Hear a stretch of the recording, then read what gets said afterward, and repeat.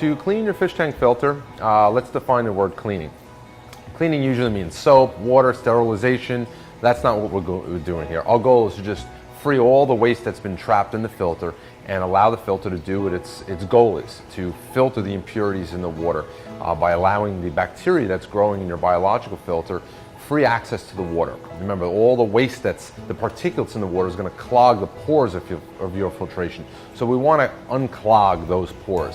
The best way to do it is to take your biological filter and to squeeze it in water in a bucket from the aquarium. So you'll take water from the aquarium, stick it in a bucket, take your biological filter, maybe it's a sponge, maybe it's some bio balls, and you'll clean it inside the bucket of water until all that waste is out. Then you could reuse the filter, put it back in your filter. Every year or 2 years, you're going to want to change the biological media because it's just going to start to fall apart. There's also chemical and mechanical filtration. The chemical filtration will be like carbon. That you'll change every 2 to 4 weeks depending on the needs of the aquarium. If the water's getting very yellow, then you're going to want to change the carbon more frequently.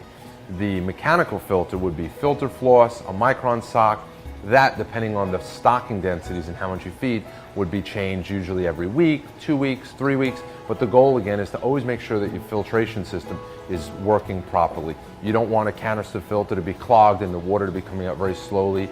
You don't want your wet dry filter to be almost overflowing because the micron socks are clogged. So every filter is a little different, but the goal is to not shock your filter. You don't want to take the filter, clean it in your sink, use hot water, use bleach. You don't want to do that.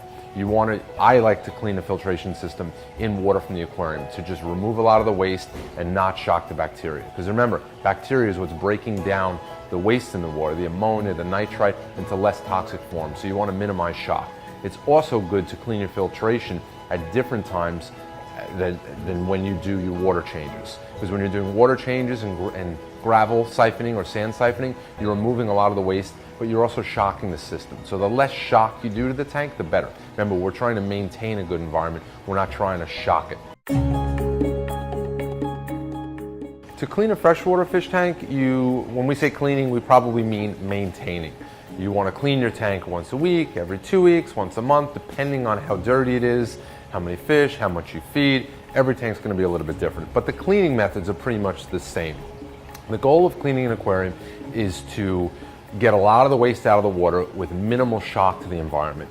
Remember, there's bacteria that's growing in the filter, on the sand bed, even on the glass and decorations in the aquarium. You want to minimize the shock to this bacteria because this bacteria is what's responsible for keeping your water safe for your fish. It's constantly growing and breaking down waste. It's breaking down ammonia and nitrite and keeping that water really, really clean and safe for the fish. So when we go in there and we clean it, we change half the water and clean our filter, we're shocking the system. We could almost do more harm than good by cleaning our fish tanks. So the key is really to do regular maintenance, not to wait till the tank gets really, really dirty, the filtration stops working, the water's really cloudy. That's when you're going to be setting yourself up for a disaster after you clean the tank. I've seen many people when they clean their aquarium, the water is cloudy for a week or two after that because the bacteria is so shocked. So to clean your aquarium, you want to do regular water changes. I recommend 15 to 20% every 2 to 4 weeks, again, depending on the stocking density of your aquarium. But you want to invest in a good gravel cleaner, a siphon, a bucket, a good algae pad, and some test kits and dechlorinators. You want to change the water. As you're taking 15 to 20% of the water out, you want to go through the sand bed or the gravel bed very, very slowly and remove a lot of the waste that's been settled in that gravel. You'd be amazed at what gets trapped in the gravel. It's really, in my opinion, your best filter, your gravel bed. So you want to free that up, get a lot of that waste out, flush it down the toilet, make sure you don't dump any gravel down the toilet or you're going to have to call a plumber. When you put new water back in the aquarium, you want to make sure the pH and the temperature is stable. It's good to let water sit overnight so it has a chance to degas. A pH test kit and some pH up, pH down, whether in liquid or dry powder form, will be beneficial to help getting the pH back to where it is. You want to match the pH to what it was in the aquarium. But the main thing is to not shock your aquarium. If you haven't done a water change in a while, make sure your pH of the new water matches your existing water. And what that means is your pH could be as low as 6.5, even though it's supposed to be at 7.0. So the new water is probably going to be 7.4 to 7.6. You'll shock your aquarium by putting high pH water. So you want to bring the pH down in the new water before adding it. And as far as your filtration, you want to clean your filtration in a manner that's not going to shock the bacteria. So clean the filters in water from the aquarium in a bucket. Even in the dirty water, you can squeeze out your filtration and then put it back in. Replace the carbon. That's going to keep the water free from getting a lot of organics and yellow. But again, don't shock it and do it regularly. Those are the best practices. To clean a saltwater aquarium, very similar to a freshwater aquarium, I recommend doing it very, very regularly. You don't want to let a saltwater aquarium's parameters get out of whack. You don't want the pH to drift out of range, your nitrates to get too high. You don't want to shock the system. The idea is to maintain a good environment. The best way to do that is with weekly maintenance. Now that doesn't mean you have to devote an hour or two every week to the aquarium. It does mean that you have to devote 20 to 30 minutes. But if you love your aquarium, it should be no problem. You should enjoy doing it. So to clean your aquarium, you want to clean the algae, obviously. You want to always have the viewing panel look as good and clean as possible. To do that, just use a regular algae brush.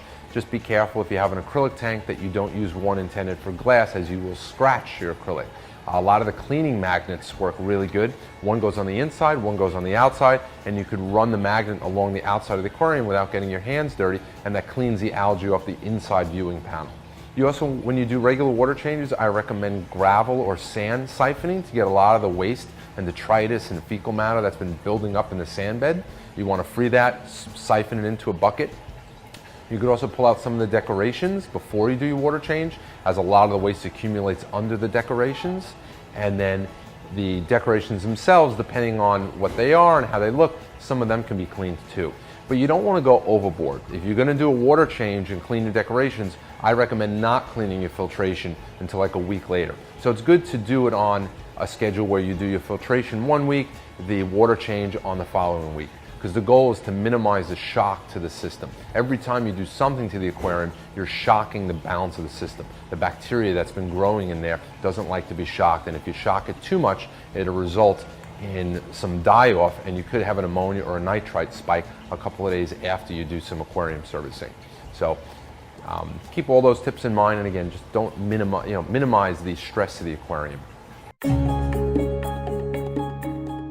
To clean dirty fish tank glass, well, we have the glass inside the aquarium and outside the aquarium. Let's start with outside the aquarium.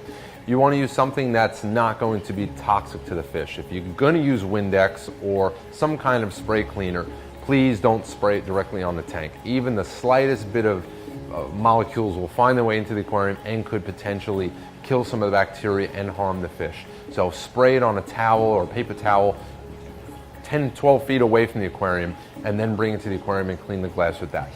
I prefer using just regular warm water. For glass, newspaper works really well. It'll take that film, that salty film off the aquarium. I've used newspapers for years to clean glass. It'll leave your fingers a little bit black, but it does really, really well at cleaning glass. I wouldn't use it on acrylic because it'll scratch the acrylic. If you have acrylic or plexiglass, you want to use a very soft terry cloth towel and a cleaner that's made to be used for acrylic. You don't want to use anything that's ammonia based, as it'll burn and stain the acrylic. So to clean a dirty aquarium glass, the outside like fingerprints and stuff, just use regular water on a paper towel or a household towel. That usually cleans the outside of the aquarium just fine. If you have hard water stains, like if you have hard water from keeping African cichlids and the water is dribbled down the side of the tank and it leaves that white crystal stuff, you could just dissolve the hard minerals in water. Just take some really wet towels and just try to pat the aquarium and just keep doing that until you dissolve some of those minerals. There are also hard water stain removers. They sell them at fish stores just for this purpose, like called Lime Away. And on the inside of the aquarium, if it's dirty, you want to clean it. It's probably algae. You want to use a regular algae brush, either handheld or on a stick, and just get right in there, or use a magnet, one on the outside, one on the inside, an aquarium magnet, and clean the algae that way. And that's really the only dirt that you should find in the aquarium. You're not going to find detritus or waste settling on a viewing panel. It's going to be algae, so don't be afraid of it. If you wake up one day and your tank has a nice brown film on it, don't get scared. We get calls to the fish store and our service company, oh my God, the water's brown, what is this? Is the tank sick? No, it's just normal algae that's growing, diatom algae. So you just want to get in there and clean it out and not be afraid of it.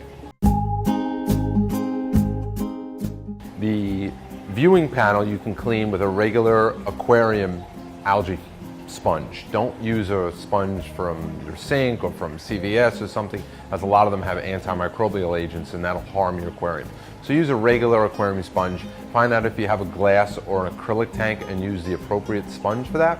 So that takes care of the glass. You can even use it to clean the overflow pipes, the sides of the aquarium, even some of the decorations. You also want to control algae from growing in the first place. Algae thrives on sunlight and nutrients. When I say sunlight, I mean aquarium lighting, sunlight, any kind of lighting will promote algae.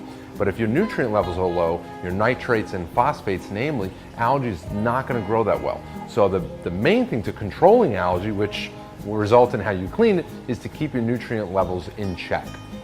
But algae is going to grow inevitably. To clean it, you want to use the pads that I told you on the front of the glass. On the decorations, you can take them out, soak them in hot water. You can use light bleach, but you want to be very, very careful because bleach is caustic. It'll discolor things if you use too much of it. And when you put the items back in the aquarium, if there's any bleach residue, it'll shock the system. It'll kill the bacteria and you'll have an ammonia nitrite spike. But bleach is a great tool to cleaning plants. Only use it if you know what you're doing and you're very, very careful. I don't want to hear people taking my advice, going and bleaching their aquarium decorations and parts and losing their fish. It would make me feel really bad. So you want to clean using hot water mainly. Use a good scrub brush, not a wire brush, because a wire brush is going to just ruin and shred most aquarium decorations. And the glass itself will be kept clean just by doing periodic weekly cleanings with the pads. Fish will also help to clean algae.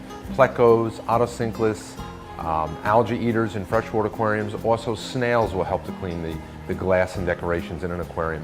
You don't want to use too many of them. Snails, if allowed to just multiply, will quickly completely overcrowd an aquarium to plague proportions. So just go with a couple of snails in the aquarium and keep them in check.